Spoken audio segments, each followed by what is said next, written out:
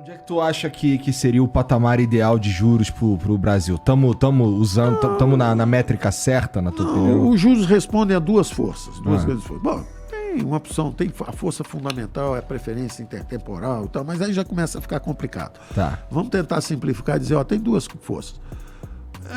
O juro real mais a inflação. O juro nominal, a taxa de juros depende de duas forças. Quanto é que está a inflação e quanto é que é o juro de equilíbrio na economia? Vamos dizer assim. O componente de inflação desceu. Ele veio de 10% para agora 5%. A previsão para esse ano é 5%. Então, essa é uma razão para o juro descer. E o Banco Central está vindo e está descendo. Agora tem o juro real. Quando o ano passado o déficit era zero. O déficit primário era zero. Em todas as instâncias de governo. O governo federal, as estatais, na verdade, tinham superávit, os governos estaduais, governos municipais, justamente porque a gente apertou o cinto durante a Covid. A gente gastou mais durante a doença, o déficit saiu. Quando nós chegamos, o déficit era 2. Nós cortamos para 1. Aí ele foi a 10,5 na doença. Só que nós tínhamos apertado o cinto. O dinheiro que nós demos foi justamente para estados, municípios, cada um. Acreditamos na democracia, descentralizamos recursos, mais Brasil. Era a nossa filosofia, mais Brasil, menos Brasília.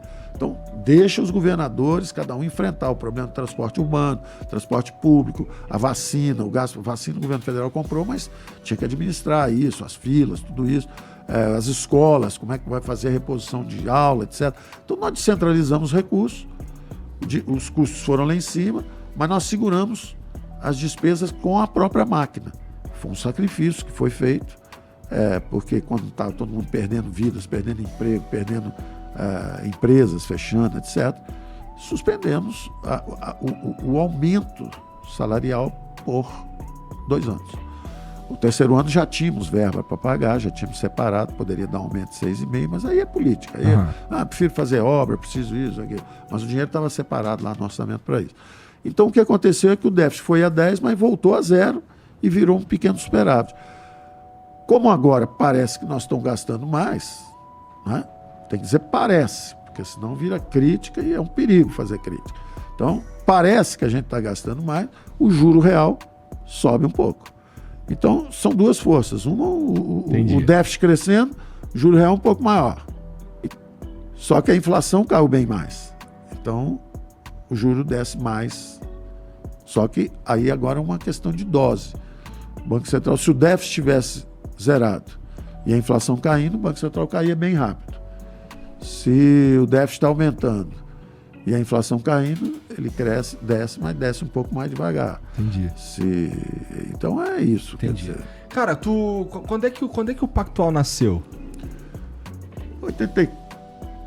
Final de 83, início de 84. Então, nessa época aí, por aí, a inflação era insana. Você mesmo falou, a gente estava falando sobre isso aqui um pouquinho mais cedo. Insana e explodindo. Hã? Tinha ido para 200%, Isso. 200 e pouco, 180, 200, ficou 2 anos por ali, e de repente, depois que a gente congelou, em 86, com o plano cruzado, quando houve, de novo, um diagnóstico errado, causa uma tragédia que leva 5, 10 anos para consertar. Quando você está com uma inflação complicada, quer dizer, já tem algo fazendo errado, era o final do governo militar, eles perderam o controle orçamentário, a inflação começou a subir, ela estava em 30 e poucos, de repente foi para 50, aí prefixaram o câmbio, prefixaram correção cambial, seguraram o câmbio, prefixaram a correção monetária, a inflação começou a subir rapidamente. Ela estava em 30, depois 50, aí eles começaram a congelar câmbio, congelar correção monetária, aí ela disparou, foi para 200, ficou lá 180, 200, ficou 2 anos, 1 ano e meio, 2 anos por ali. Isso é um cenário legal para tu começar um banco, cara? É péssimo e foi o que eu falei para os meus colegas na época. Eu virei e falei assim, para que nós vamos começar um negócio quando nós devíamos estar pensando ao contrário, em fechar o que existisse?